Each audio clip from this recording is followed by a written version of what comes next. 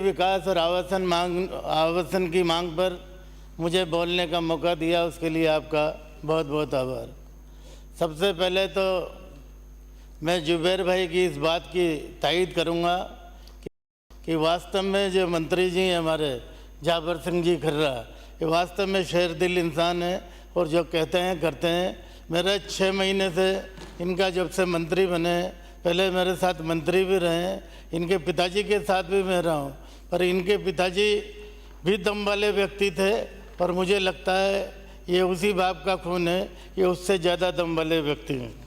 मैं आपको यही निवेदन करना चाहूँगा माननीय अध्यक्ष महोदय के नगरीय विकास का जहाँ तक सवाल है, नगरीय विकास का पूर्ण रूप से और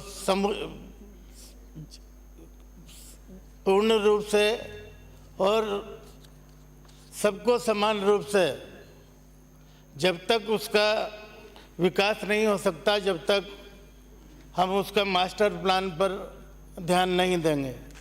जब तक मास्टर प्लान पर ध्यान नहीं देंगे, अतिक्रमण की समस्याएं होती रहेगी। बाद में हमारी मजबूरी हो जाती है कि किसी के बने बनाए मकान तोड़ें। सरकार को नहीं चाहते हुए भी इस प्रकार का काम करना पड़ता है।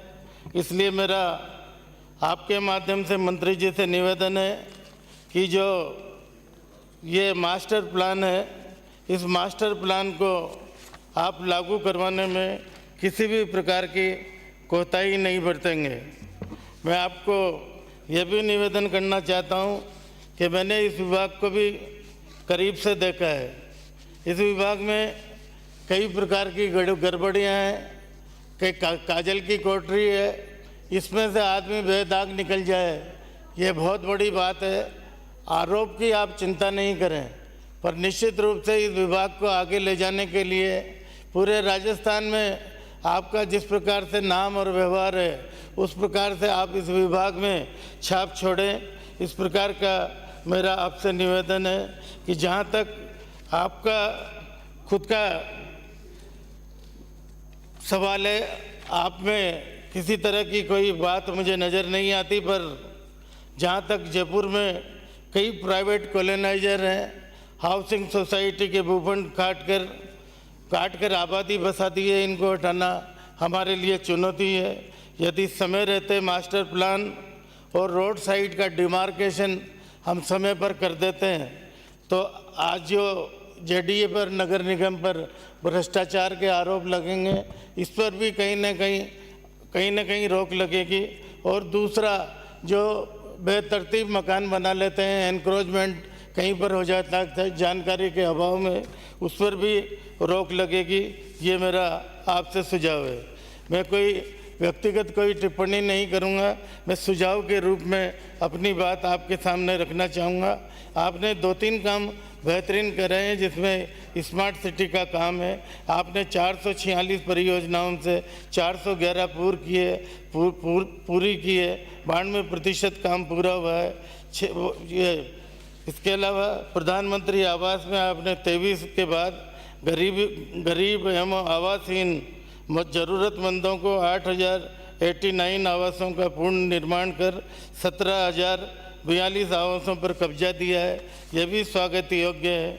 इंदिरा गांधी शहरी क्रेडिट कार्ड योजना के अंतर्गत 5 लाख स्ट्रीट वेंडर्स बेरोजगारों को रोजगार के लिए 50,000 तक का ब्याज ऋण मुक्त, अब तक 72,000 लाभार्थी बैंक से इस ऋण का वितरित हो चुका है, यह भी स्वागत योग्य है। जिस प्रकार से मैंने आपको निवेदन किया कि हमको यह भी देखने में आता है कि जो हमारी जो आवासीय कॉलोनियाँ हैं, उनमें आवासीय कॉलोनियों में लैंड यूज का बिना ध्यान रखे हुए, आज भी हम देखेंगे जयपुर क्या राजस्थान के हर शहरों में देखेंगे तो आपको नज़र आएगा कि वहाँ खुलेआम इंडस्ट्री चल रही है, वहाँ पर खुलेआम कमर्शियल एक्टिविटीज़ हो रही है।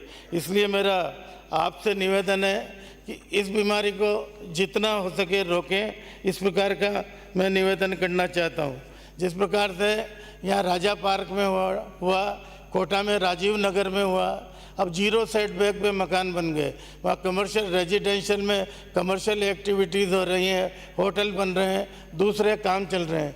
आज स्थिति राजीव गांधी नगर कोटा की भी ऐसी है, राजा पार्क जयपुर की भी स्थिति इस प्रकार की है। राजा पार्क को तो हम दिल्ली का जिस प्रकार से करोल बाग है उसका नाम भी राजा पार्क को दे सकते हैं। मेरा आपसे निवेदन है कि उसको आप तोड़ नहीं पाओगे। हमारे ऊपर कई प्रकार के दबाव हैं, कानूनी भी अड़चन आएगी, इसलिए मेरा आपसे निवेदन है कि उसको रेगुलाइज कर दें।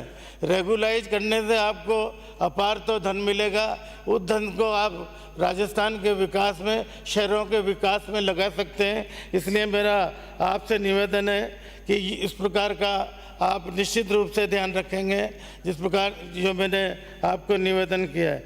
दूसरा, मास्टर प्लान से बार बार छेड़छाड़ नहीं हो। जो हमने 2011 का मास्टर प्लान था उसको 25 में बदल दिया, अब 47 की बात चल रही है। जो 25 में बदला उसको 47 में फिर बदल देंगे।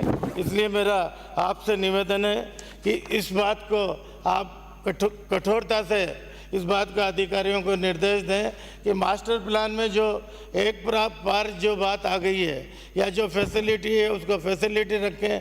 फैसिलिटीज़ में मकान बन गए हैं, कई पार्क ख़त्म कर दिए हैं, पार्क की ज़मीन पर मकान बन गए, या आए दिन इस प्रकार की शिकायतें जनप्रतिनिधियों के मार्फत जेडीए, नगर निगम, कोटा, जयपुर, जोधपुर, उदयपुर सब जगह आती रहती है। मेरा आपसे निवेदन है कि इस बात पर भी ध्यान देंगे। मैं आपका इस बात पर भी ध्यान दिलाना चाहूँगा कि कई जगह बरसात के दिनों में पानी का भराव हो जाता है। पानी का भराव होने की वजह से हमारी डांबर की सड़कें बहुतायत में टूटती है और उनका हम समय पर रिपेयर नहीं कर पा सकते हैं।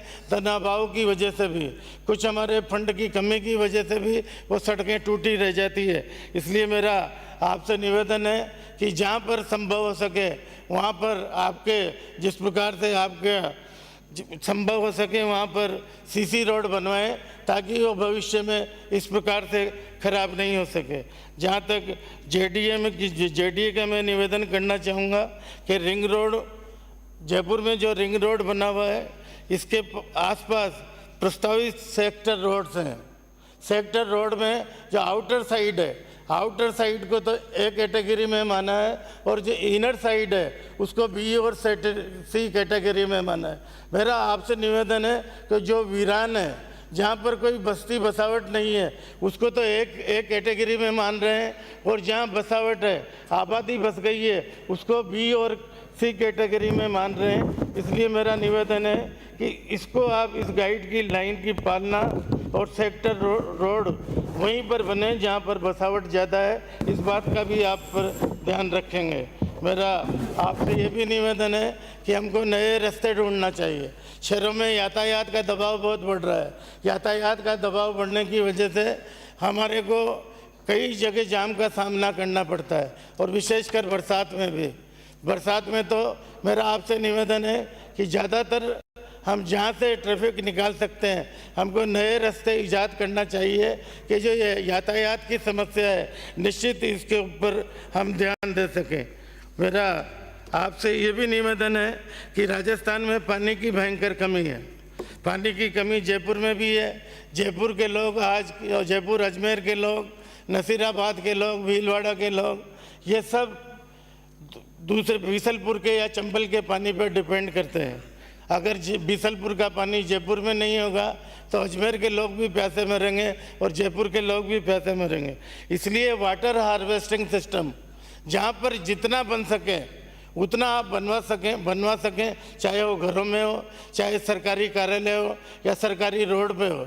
हमने हमारे समय पर कोशिश की थी और एक ये स्टैचू सर्कल के पास रोड पर बना हुआ भी है। इस प्रकार के ऊपर वाटर हार्वेस्टिंग सिस्टम बना देंगे तो निश्चित रूप से वो पानी ग्राउंड ज़मीन में जाएगा और वाटर रिचार्ज होगा।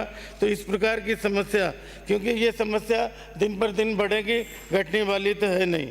एक दूसरा, मेट्रो का मैं निवेदन करूंगा कि मेट्रो को आप जितना बना रहे हो ठीक है, अभी भी काम चल रहा है रामगंज की तरफ, वो भी स्वागत योग्य है, पर इसको मेट्रो का जब तक फ़ायदा हम नहीं उठा पाएंगे जब तक ये विश्वकर्मा से लेकर सीतापुरा तक नहीं बने। 2 मिनट, सबको 2 मिनट बख्शे हैं, मुझे भी माननीय अध्यक्ष महोदय। आप ऐसी कुर्सी पे विराजमान हो तो मैं ज्यादा कुछ कह नहीं सकता।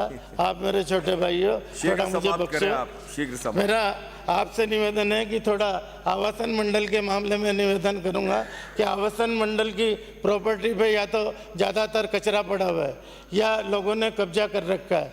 कई कॉर्नर प्लाट हाउसिंग बोर्ड ने इसलिए छोड़ रखे हैं कि उनको ऑक्शन करेंगे, जो भी हो पर उसका निस्तारण समय पे हो जाए तो लोगों का कब्जा नहीं हो। इस प्रकार का मेरा आपसे निवेदन है। और ये डिलिमिटेशन का काम जो ये नगर निगम में चाहे नगर पालिकाओं में जिस प्रकार से डिलिमिटेशन कांग्रेस के लोगों ने या कांग्रेस के समय धारीवाल साहब ने राजनीतिक आधार पर किया है या गहलोत साहब ने राजनीतिक आधार पर किया है, इसको आप तुरंत समाप्त करें और तुरंत नया डिलिमिटेशन करवाएं ताकि लोगों को जो राजनीतिक आधार पर बांटा है उसको नहीं बांटें।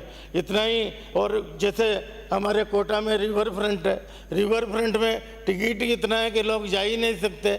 2-3 हज़ार करोड़ रुपए वहाँ लगे, कहीं पट्टी निकल रही है, कहीं वो साथी की सूंड टूट रही है, इस प्रकार की स्थिति हो रही है। इसलिए इसका भी रख रखाव जिस प्रकार से करना है करें। एक मेरा निवेदन है हुकुम कि आप अवैध अतिक्रमण पर सख्ती से कार्रवाई करें। ये थोड़े दिन बुरा लगता है पर आखिरकार जिस आदमी का अतिक्रमण हटता है वो खुद ही खुश होता है, वो खुद ही धन्यवाद देता है। मैंने मेरे समय पर श्योपुर में ये जहाँ हल्दी घाटी रोड निकला है उसके बीच में मकान थे, सहर्ष लोगों को बुलाकर राजी करके उनको तोड़ा।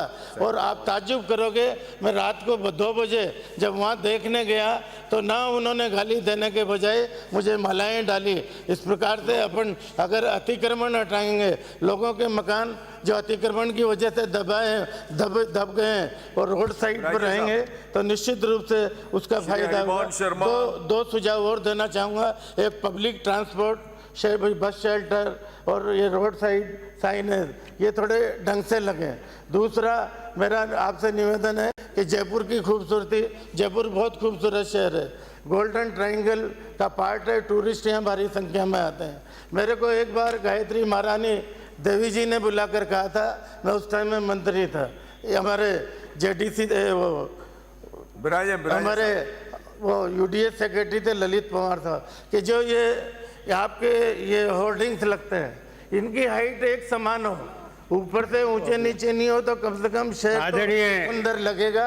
इतना मैं आपको निवेदन करना चाहता हूँ। दूसरा, एक नए जयपुर की आपने घोषणा की थी, उस बारे में क्रियान्विति के बारे में क्या हुआ क्या नहीं हुआ।